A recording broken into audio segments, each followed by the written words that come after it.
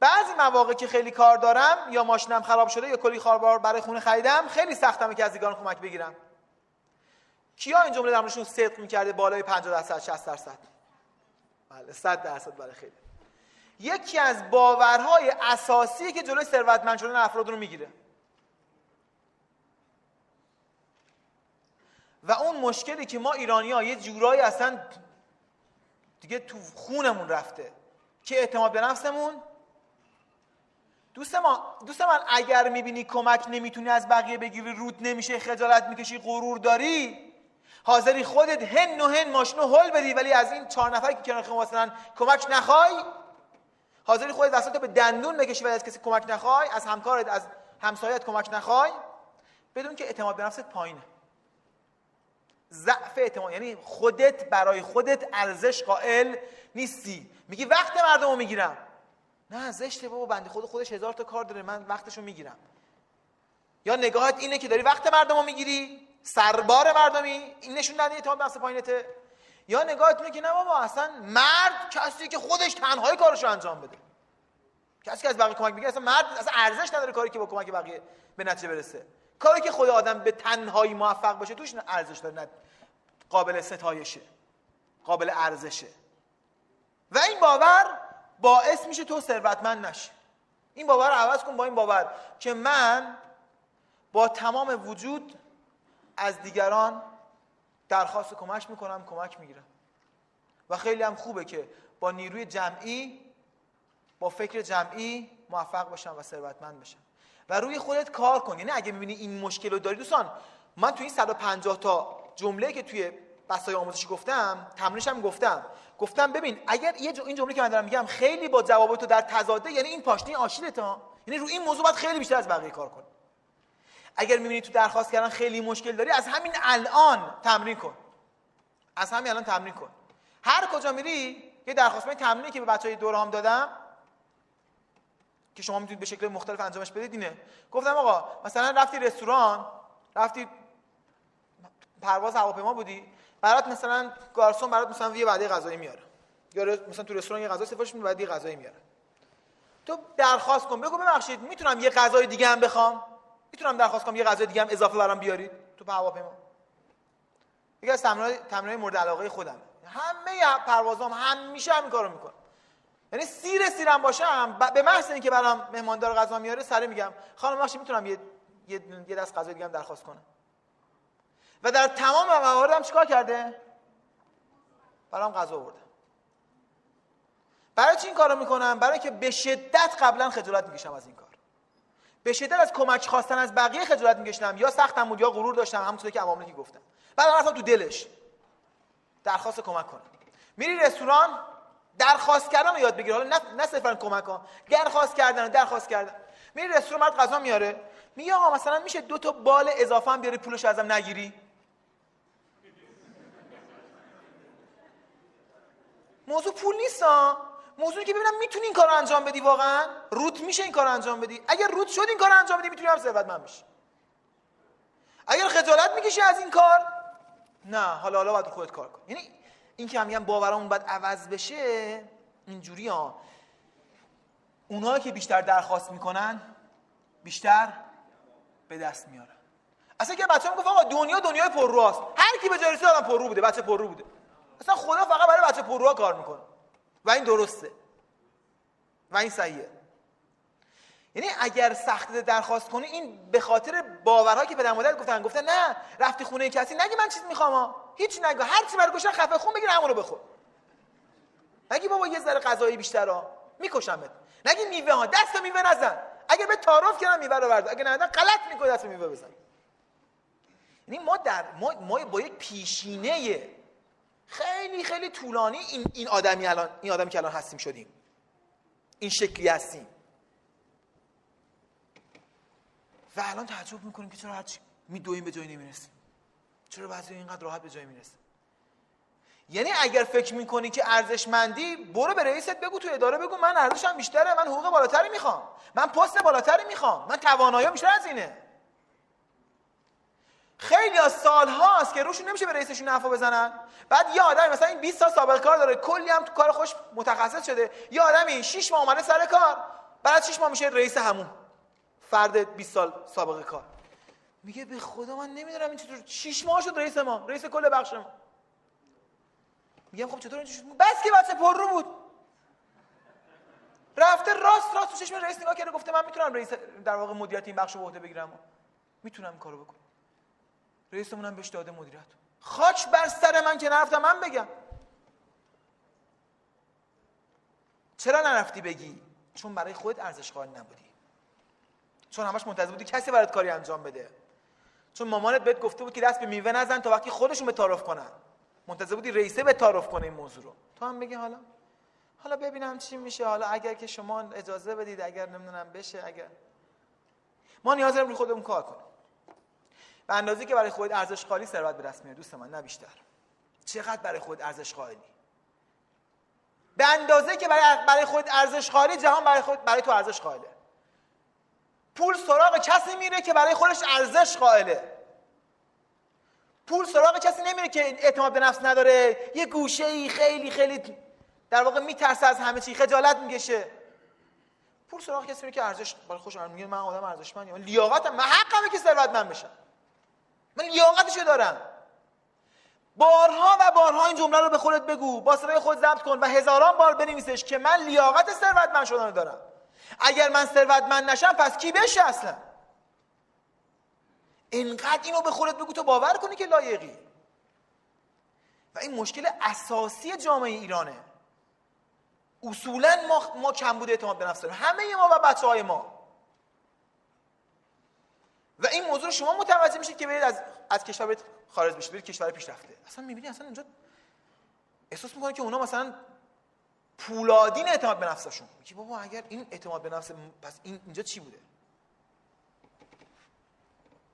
افراد خیلی راحت درخواست میکنن، خیلی راحت جواب میگن، خیلی راحت به تقاضاهای نامناسب جواب نمیگن. ببین تو چقدر فقط ضربه مالی خوردی از این که رود نشده بگی نه، چقدر تو پول قرض دادی از این که رود نشده بگی نه. میدونستی پولت بس نمیده، میدونستی آدم درستی نیست، گفته پول به من میدی، گفتید باشه چشم، نتونستی بگی نه، ضربه خوردی ازش. از چی ضربه خوردی؟ از کمبود اعتماد به نفست، برای خود ارزش قائل نبودی. گفته بگم نه ناراحت میشه، ترکم میکنه، مردم چی میگن. ببین چقدر یعنی برگردی به گذشته، چقدر موقعیت پیشرفتشی توی دانشگاهت، توی کسب و کارت، توی نمیدونم زندگی که اگر درخواست میکردی پیشرفت میکردی که نکردی این کارو و بقیه این کارو کردن و پیشرفت کردن. که اگر جواب رد میدادی، درخواستای نابجا ازت کردن، پول ازت قرض خواستن، نمیدونم ازت وقت قرض خواستن، هزار تا کار داری خودت، گفته میای کار من انجام بدی، تو رود نشده بگی نه، گفتی باشه بریم، یه موقعیت خوب از دست دادی. به خاطر کمبود اعتماد به نفس دیگه. اینا رو باید پیدا کنیم تو خودمون، ما باید نقصامون رو پیدا کنیم. ما وقتی که در مدار درست قرار بگیریم، دوستان شما اگر در مدار درست قرار بگیرید پول سراغ شما میاد. به قول حضرت علی علیه السلام میگه الرزق رزقان. به امام حسن میگه تو نامه 31 نهج البلاغه، میگه الرزق رزقان، ما دو نوع رزق داریم. یه نوع رزق تو رو طلب میکنی، تو دنبالش میری، مثل 95% مردم دنیا صبح تا شب دنبال پول دارن میدوئن. یه رزق دیگه هم هست که اون تو رو طلب میکنه، هر کجا تو بری اون دنبالت میاد. اگر در مدار قرار بگیری پول دنبال تو میاد، رزق دنبال تو میاد، ثروت دنبال تو میاد، خوشبختی دنبال تو میاد. باور کن نمیخواد کار خاصی انجام بدی، نمیخواد کار فیزیکی خاصی انجام بدی، باید کار متافیزیکی خاص انجام بدی، اما نمیخواد کار فیزیکی خاص انجام بدی.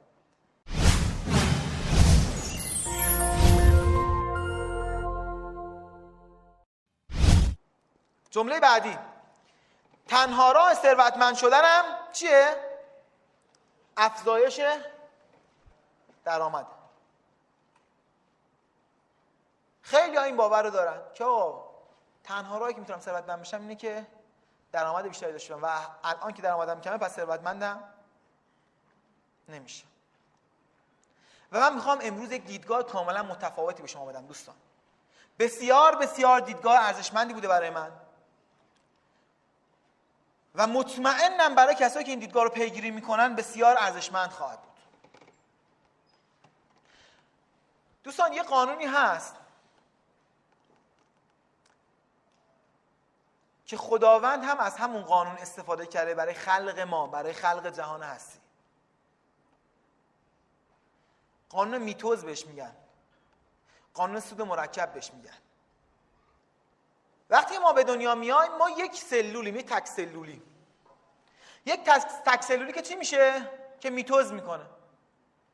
هر سلول میشه چی؟ 2 تا. هر کدوم از اون 2 تا سلول هم میشن چی؟ 2 تا. و ما در طی 9 ماه فقط از یک سلول میلیاردها سلول میشیم و به دنیا میاییم. جهان هم داره به همین شکل عمل میکنه. جهان داره همین کارو انجام میده، داره میتوز میکنه. ما اینجوری خلق شدیم. دوستان ثروتمندا به چه شکل ثروتمند شدن؟ به همین شکل. قانون میتوز، قانون سود مرکب. انیشتین جمله معروفی داره، میگه تنها چیزی که من تو جهان درک نمی‌کنم سود مرکبه. من اینو درکش نمی‌کنم اصلا. من یه مثال میزنم براتون.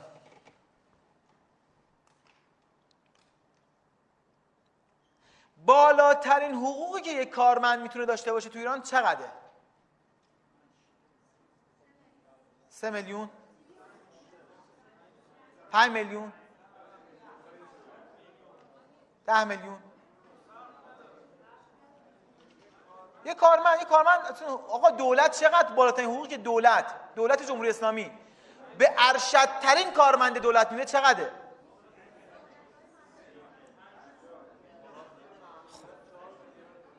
خب فرض میکنیم که این عدد 20 میلیون تومانه، ماهی 20 میلیون تومان. حالا بعضی گفتن 5 میلیون، 10 میلیون، 7 میلیون، 8 میلیون، 9 میلیون، 20 میلیون تومان حساب میکنیم. فرض میکنیم که این کارمند بالا داره حقوق خیلی قبول داره که یک کارمند اگه ماهی 20 تومن بگیره حقوق مناسبیه دیگه. فکر میکنم جای ناشکری نباشه.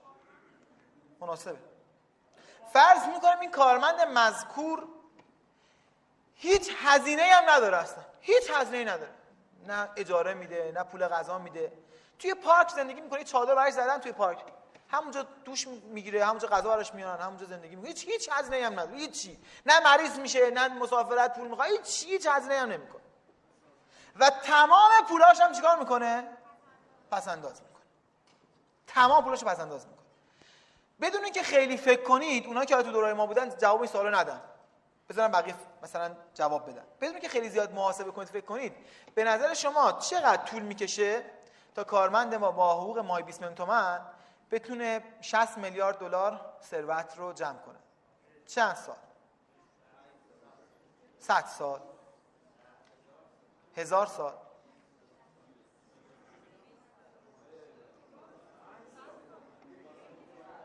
جواب درست 500,000 ساله. 500,000 سال با درآمد ماهی 20 تومن، 20 میلیون تومن، بدون اینکه یک ریال از اون پول خرج بشه و تمام پول پس انداز بشه، میتونه پولی رو به دست بیاره که بیل گیتس فقط توی 15 سال به دست آورد و زاکربرگ فقط توی 6 سال. با بالاترین حقوق در واقع کارمندی ممکن، ماهی 20 میلیون تومان، 500,000 سال. و سوالی که پیش میاد اینه، یعنی خیلی از افراد میگن آقا مگه میشه کسی از راه درست و حلال بتونه به یه همچین پولایی برسه؟ آخه مگه تو چقدر پول در آوردی در ماه؟ مگه چقدر میشه؟ یعنی خیلی از افراد ذهن فقیر میرن مثلا جلوی خونه وام میستن، مثلا ارزش خونه مثلا 200 میلیارده، 500 میلیارده. بعد هرچی میشن واسه خودشون حساب کتاب میکنن، میگن آقا مثلا این ماه چقدر در آورده؟ این چی جوری مثلا؟ بعد چون مغزشون دیگه ارور میده، به این نتیجه میسن در دزدی کرده. میگن آقا از راه طبیعی که نمیشه که، این دزد بوده، این دزدی کرده و از این دزدی به اینجا رسیده. من میخوام به شما بگم که این بسیار بسیار ساده است. اصلا طبیعت جهان از همین روش است. هیچ چیز پیچیده‌ای نیست. قانونی که ما باش به دنیا آمدیم، جهان باش خلق شده و تمام ثروتمندا این قانون رو خیلی خیلی خوب بلدن.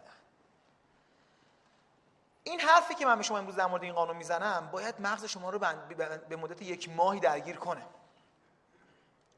و اگر درگیر کرد این حرفای من و شما دنبالش رفتید، از 3-4 سال آینده به بعد، حدود 2 تا 3 سال برای من طول کشید، شاید برای شما هم همین عدد طول بکشه، شاید حتی زودتر اگر بهتر از من کار کنید. نتیجه این قانون رو می‌بینید، شروع میشه نتیجهش دیگه شروع میشه. خب من این نرم افزار آماده کردم که تو اون بسته آموزشی هم هست. با هم دیگه این نرم افزار رو کار می‌کنیم. این نرم افزار به ما کمک می‌کنه که بتونیم زودتر در واقع به جواب صحیح برسیم. کسی هست که تو این برنامه اگر مثلا 10 میلیون تومان داشته باشه بتونه تو یک ماه این 10 میلیون تومانشو بکنه، مثلا یک ماه باش کار کنه، بکنه چقدر؟ مثلا 11 میلیون. کیا میتونن این کار بکنن؟ خب خیلی تعداد بالایی. یعنی اگر 1 میلیون تومان داشته باشه بتونه بکنتش 1,100,000 تومان. کیا این کارو میتونن بکنن؟ خب تعداد بیشتر شد. همون اتفاق افتاد. خب حالا کیا میتونن اگر 1 میلیون تومان داشته باشن یک ماه با این پول کار کنن بکننش 1,50,000 تومان. 1,50,000 تومان. بیشتر میشه تعداد دیگه. آره نه میخوام بپرسم کیا میتونن این کار بکنن دیگه. 80% دستشون میارن بالا دیگه. میتونن این کارو انجام. خبر خوبیه. بریم ببینیم که اگر شما این کارو بتونید انجام بدید چه اتفاقی میفته. فرض میکنیم که موجود اولی 10 میلیون تومانه. موجود اولی 10 میلیون تومانه و شما میخواید در ماه 5% سود بگیرید. کار کنید دیگه، با پولتون میخواید کار کنید. گفتید میتونیم دیگه.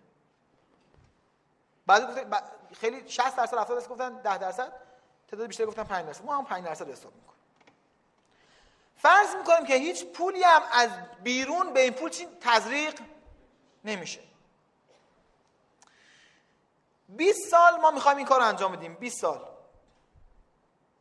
میخوام ببینم اگه کسی 20 سال این کار رو انجام بده چه اتفاقی میفته. موجودی اولی 10 میلیون تومان، 5% در ماه و محاسبه کنیم. اتفاقی که داره میفته بعد از ماه اول شد 10 میلیون و 500,000 تومان. بعد از ماه دوم شد 11 میلیون و 250,000 تومان. خب ما پیش میریم ببینیم که در واقع چه اتفاقی ممکنه بیفته.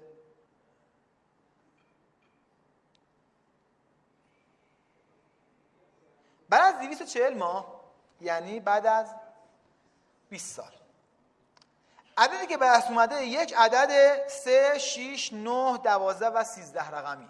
1,217,395,737,422 تومان. با چقدر پول؟ با 10 میلیون تومان پول. با چند درصد سود ماهیانه؟ 5% سود ماهیانه. الان تورم هم در نظر میگیریم. داریم همینا رو توضیح میدیم دیگه. در واقع داریم باورهای شما رو با این صحبت‌ها میکشیم بیرون. خب این کاری که ثروتمندان دارن انجام میدن، یعنی هر کسی که شما میبینید عددهای خیلی بالا رسیده داره از همین کار استفاده میکنه. یعنی از عدد خیلی بالا شروع نکرده، رفته مثلا تو تبریز، تو دهاتای تبریز زندگی میکرده، یه قالی فروخته، یه قالی مثلا رفته قالی بافته فروخته، همونو باهاش کار کرده، الان شده مثلا عظیم زاده.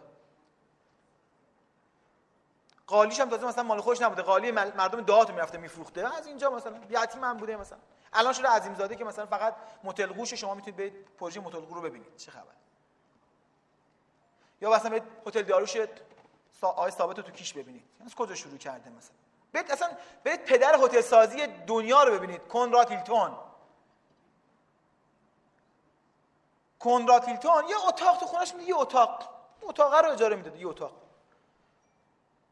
ساعت 3 صبح میرفته ایستگاه قطار، یه مسافر پیدا میکرده که میخواد شب استراحت کنه، میورده. خواهر و مادرش هم در واقع یه اتاق رو آماده کردن تو خونهشون، به اون مسافر در واقع شب اجاره میدادن. اون شد کنراد هیلتون.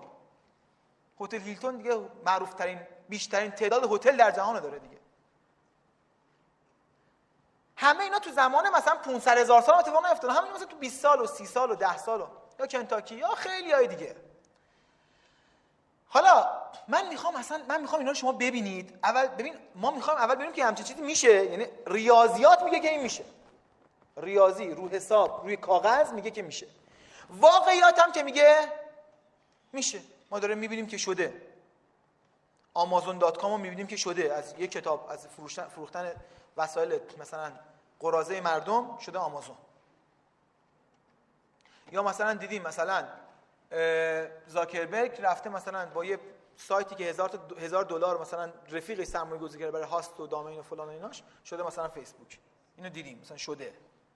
و خیلی های دیگه. و مثلا اسدالله عسکرالعادی تو ایران مثلا از تو نمیدونم کارگری کردن برای بازاریا مثلا الان نفر اول پسته و زیره جهان. دیدیم شده، الان هستن، میشه باشون صحبت کرد، میشه خوند زندگی نامشون.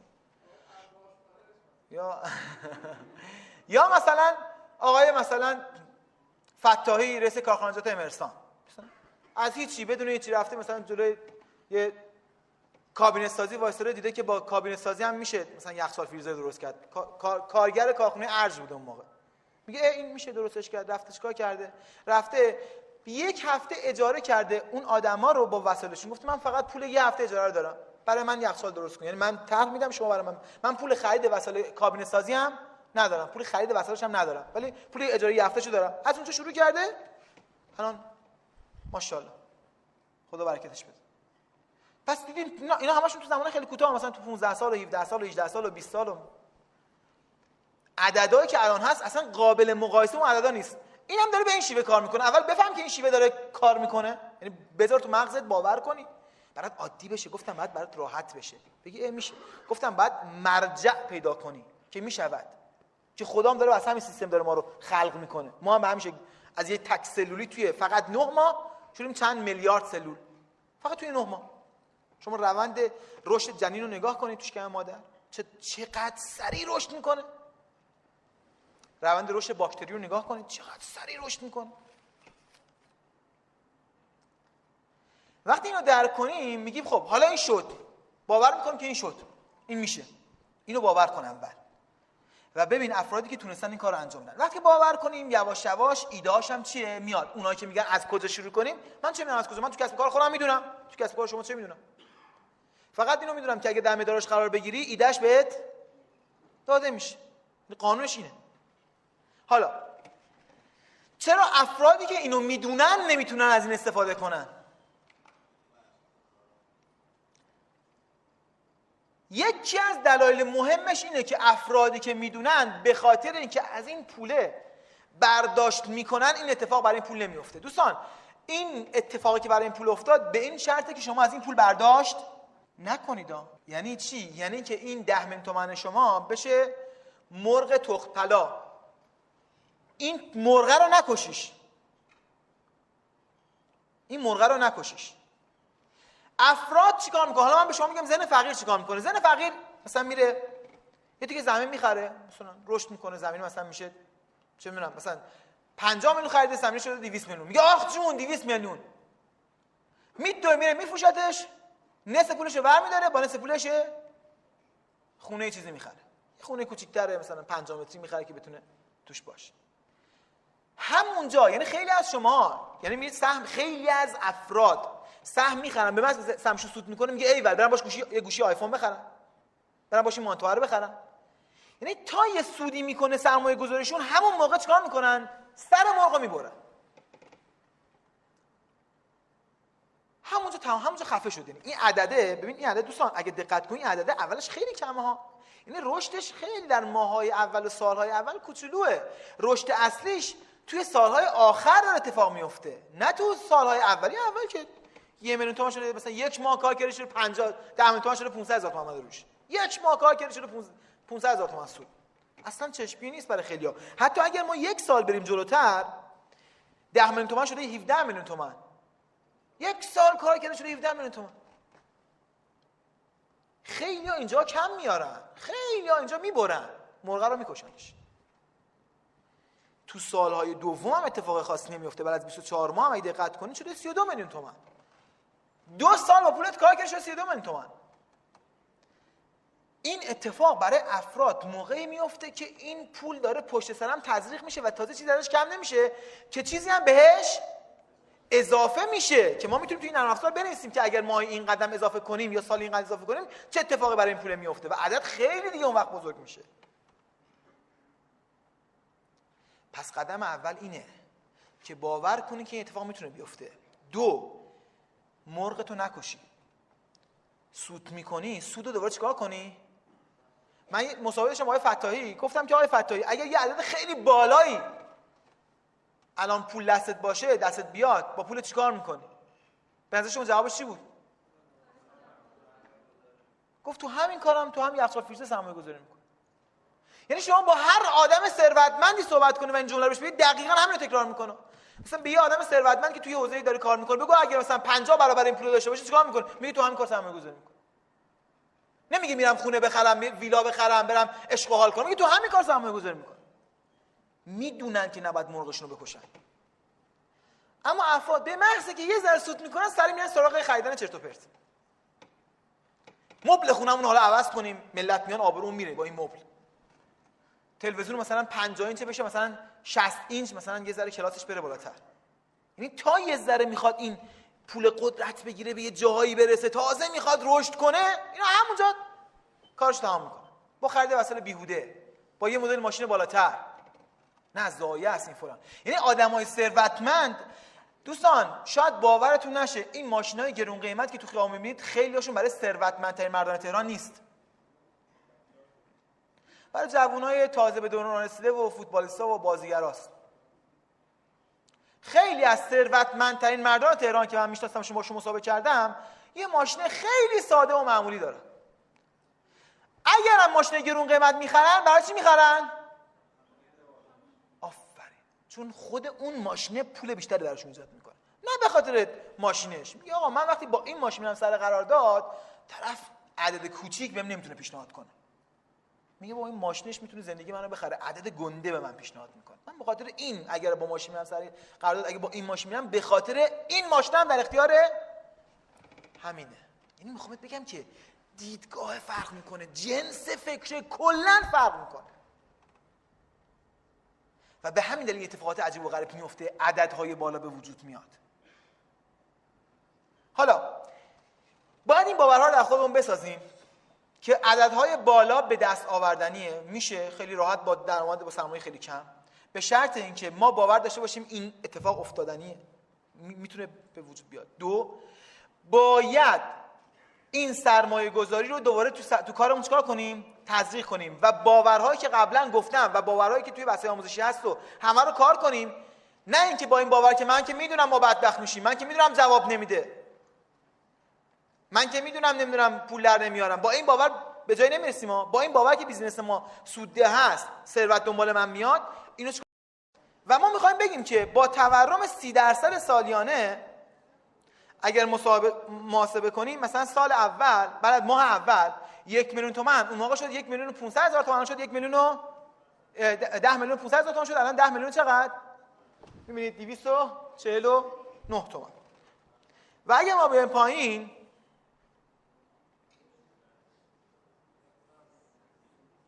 عددی که به دست میاد 3,745,110,125 تومان. قبول دارید که 10 میلیون تومان بعد از 20 سال بشه 3 میلیارد با تورم، یعنی با احتساب تورم ها. یعنی اینکه این 3 میلیارد دوستان، این 3 میلیارد یعنی اینکه اگه 10 میلیون تومان اون موقع میشده باهاش مثلا چه میدونم این بطری آبو خرید با 10 میلیون تومان پول، الان با 3 میلیارد به اندازه اون پول، یعنی 3 میلیارد تقسیم بر 10 میلیون کنی، به اندازه اون تقسیمه میشه همونو خریدن. یعنی ما تورم هم چیکار کردیم؟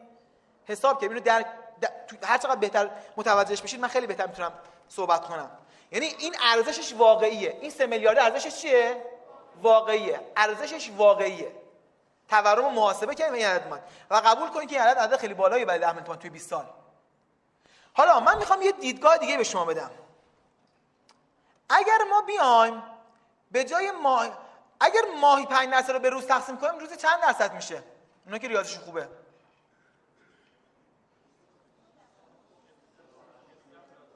ماهی 5% تقسیم بر 30 بشه میشه چقدر؟ خب ما میایم چیکار میکنیم؟ نرخ سود رو میذاریم روزانه و میذاریم 16 صدم. همون اتفاقا ها. نرخ تورم رو 30 گذاشتیم، عددمون هم همون عدد اولی است، مدت انتظار هم 20 سال میذاریم همون مقدار و افزایش سرمایه هم ندادیم، تورممون هم سالیانه حساب کردیم، محاسبه میکنیم.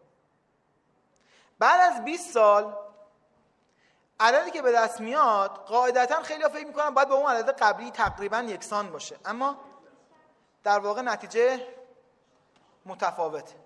عدد چی میشه؟ بیشتر میشه. چرا بیشتر میشه؟ آفرین، چون داریم از این قانون به صورت هر روزه استفاده میکنیم، نه هر ماهه. حالا این قانون باید به شما یه چیزایی بگه. هیچ ثروتمندی پولشو توی بانک نمیذاره. چرا نمیذاره؟ چون اون سالیانه سود میده. سودی که میده عدد خیلی پایینی هم هست. الان سود بالا که دارن میدن چند درصده؟ 22 23 چه میدونم 30 هم بدن بازم. آره عددش خیلی پایین میشه. یه نکته دیگه هم باید به شما بگه. افراد ثروتمند روزانه با پولشون کار میکنن. یعنی یک فرد فقیر تا پول در میاره میره چیکار میکنه؟ یه تیکه زمین میخره بلکه 20 سال بعد رشد کنه. یک زن فقیر این کار انجام میده. یک زن ثروتمند چیکار میکنه؟ پولشو همون روز باش کار میکنه. با سودش دوباره همون روز کار میکنه. این نکته که جالبه که توی بازار کامپیوتر، هر بازاری که حالا کار میکنید افتاد، موقعی که دلار داشت به شدت و با سرعت همین یکی دو سال پیش بالا میرفت، این نکته خیلی جالب که بعد ذهن شما رو درگیر میکرد و امیدوارم که درگیر کرده باشه این بود که افراد مثلا تو حوزه کامپیوتر میگم یا هر حوزه دیگه ای اگر کرکره مغازه‌شون میکشتن میمونن پایین، کرکره میکشتن میارن پایین و صبح تو شب میرفتن تو خونه میگرفتن میخوابیدن و بعد از 2 هفته در واقع کرکره میکشتن بالا و همون جنسی که داشتن رو میفروختن سود خیلی بالایی میکردن. همینو قبول دارن؟ پول داشت خیلی خیلی سریع ارزشش کم میشد دیگه. مثلا روزانه یه عدد خیلی بالایی رو قیمت لپتاپ میافتاد. طرف مثلا میتونست بگه آقا اصلا ول کن، ما کرکره میکشی پایین، ما مگه نمیخوایم بفروشیم سود کنیم؟ ما که اصلا بریم بخوابیم که بیشتر سود میکنیم، که بریم بخوابیم تو خونه. ولی چرا بازم میفروختن؟ ببین در حال میفروختن که وقتی می‌خواستن بخرن به اون عددی که فروختن نمیتونستن بخرن. اینا رو توجه کنید. اگر این بطری آبو میفروخت $1، وقتی که میفروخت میومد خودش بخره بعد $1.2 میخرید. این اتفاقی بود که تو بازار ایران افتاد. چرا بازم میفروخت؟ بابا تو که اگه نفروشی که میتونی بعدا گرونتر بفروشیش، که چرا بازم میفروخت؟ به خاطر این قانون میفروخت. چون همه افراد ثروتمند میدونن که باید هر ثانیه و هر ساعت با پولشون کار کنن. چون میدونن که اگر پول کار نشه باهاش میگنده، فاسد میشه. پول باید در جریان باشه، در حرکت باشه. یعنی من میخوام بهت بگم یه سری قوانین هست که درکش بهت کمک میکنه که ثروتمند بشی. یه سری اگر اینا رو داره میشنوی، چون تو این مدار افتادی که داری میشنوی، بعد شما خیلی خیلی بهتر این موضوع رو درک میکنید و ازش پول در میارید. من فقط میخوام به شما بگم که یه ذره رو باورامون کار کنید و بعد اون وقت برای ما این عددهای بالا بدیهی میشه. من دوست دارم که این عددها برات بدیهی بشه. یعنی هر چقدر که تو عددهای بالا تو ذهنت عددهای بدیهی و تعریف شده‌ای بشه، راحت‌تر به دستش میاد. یعنی یکی از قانون‌های جهان اینه که چیزی که برات غیر منطقی به داده نمیشه. چیزی که برات غیر منطقی به داده نمیشه. چیزی که برات منطقی باشه بهت میدن. یعنی جهان اگر یه مثال من همیشه میزنم، میگم افرادی که موفق میشن، وقتی موفق میشن دیدید خیلی چقدر خونسرد برخورد میکنن؟ دیدید؟ خیلی براشون ساده و راحته. مثلا این بهش میگه بابا توی همچین موفقیت بزرگ، تو قهرمان شدی، تو نمیدونم نوبل گرفتی، تو فلان شدی، تو بهمان شدی، چرا ذوق نمیکنی؟ چرا خوشحال تو الان باید در دیوار بری بالا؟ چرا اینقدر آرومی؟ چون میدونسته میشه. چون تو باور نداشته باشه به دستش نمیاره و وقتی باور داشته باشه قبل از که به صورت واقعی ببینتش 1000 بار تو ذهنش دیدتش، ساختتش، به وجود آوردتش. قانونه. این قانون بازیه.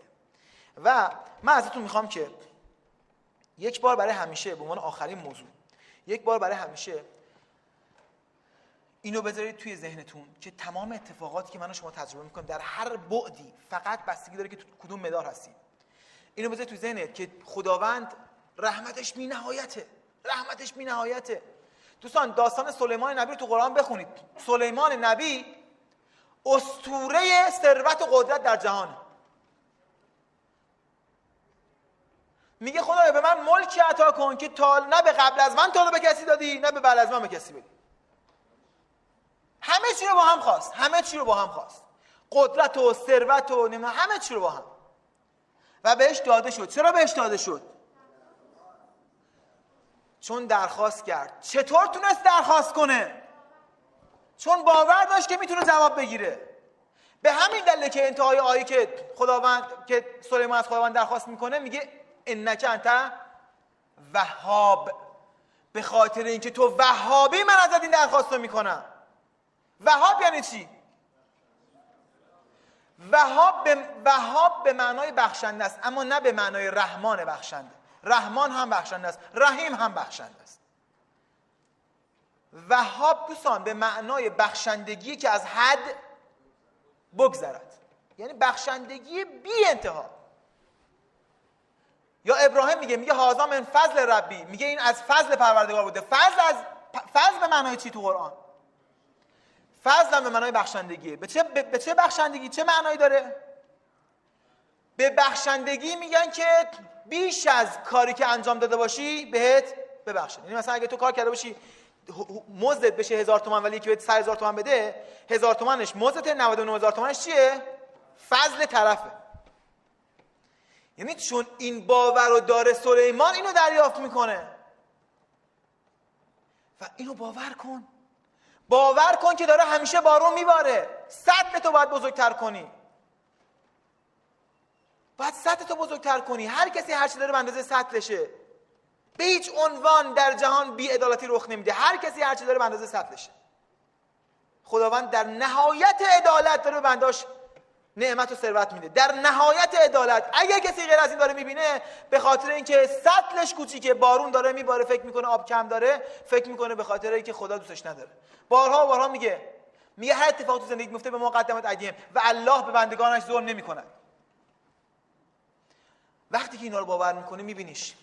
وقتی اینا رو باور میکنی تجربهش میکنی و بعد میخندی به گذشته خودت. میخندم من به گذشته خودم قبلا که صبح تا شب دنبال چندرغاز میدویدم. من در روزهایی توی بندرعباس مدت‌های زیاد مسافر کشی میکردم، کارگری میکردم توی دمای 50 درجه بالا صفر با تاکسی مدل پیکان 75 با قرض و قله گرفته بودم. صبح تا شب مسافر کشی میکردم بین فلکه برق تا اسکله شهید باهنر برای 100 تومن 100 تا تک تومانی التماس میکردم، دعوا میکردم با بقیه شوفرها، با نمیدونم مأمور راهنمایی رانندگی.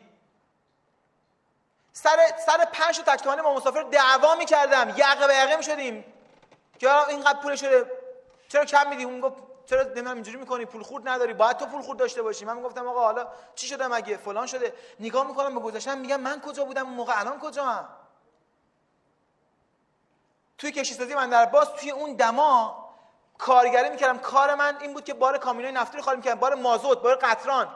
یه دقیقه بوی قطران رو تنفس کنی حالت بد میشه، تا 10 ساعت سردرد داری.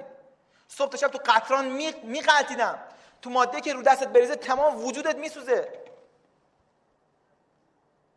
صبح تا شب به خاطر چندرغاز تمام بدنم عرقسوز بود. این مواد نفتی قطران رفت تمام پوستم همشون تاویز میزد. همیشه بدن من تاویز زده بود، انواع بیماری پوستی گرفته بودم. من همون آدمم. این قضیه مال 1000 سال پیش نیست، مال همین چند سال پیشه، مال 7 سال پیشه، مال 8 سال پیشه. من 87 منم تهران. من 87 بیزینسمو شروع کردم.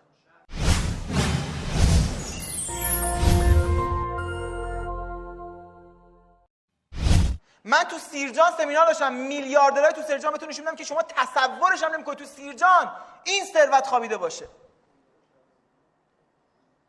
من تو مشهد وقتی من میرم مصاحبه میکنم با ثروتمندا میفهمم، من تو مشهد میلیاردرایی دیدم که اصلا باور نمیکردم توی همچین شهری اینقدر میلیاردر باشه، به این حجم، به این تعداد. این باور اشتباهه که جای خاص فقط تهران پول هست. نه، من تو زاهدان برنامه داشتم، ثروتمندانی رو تو زاهدان، تو سراوان، تو خاش، اصلا باور نکردنی بود در سرمایه‌شون، باور نکردنی بود. توی منطقه محروم این همه ثروت. بابا توی چین، توی هند نفر دوم ثروتمندترین مردم دنیا هنده. توی مکزیک کارلوس اسلیم. این جزو کشور ثروتمند نیستن. هند جزو کشور ثروتمند نیست. از 100 نفر ثروتمند برادر جهان 10 تاش تو هند زندگی میکنن. گرونترین خونه جهان توی هنده. اصلا ربطی به لوکیشن و به منطقه جغرافی نداره، به این ربط داره. تو کدوم مدار قرار میگیری؟ باران همه جا داره میباره، باران همه جا داره میباره، همه جا داره میباره. و من به تو قول میدم که اگر مدارت عوض بشه، اگر اون مکانی که هستی فضای اون ثروت تو رو نداشت، خداوند چیکار میکنه؟ تو رو هدایت میکنه به مکان دیگه. نگران مکان نباش. اگر اونجا این پتانسیل رو نداشت، تو چی میشی؟ خود به خود جریانات، زندگی، شرایط تو رو میبره به جایی که این پتانسیل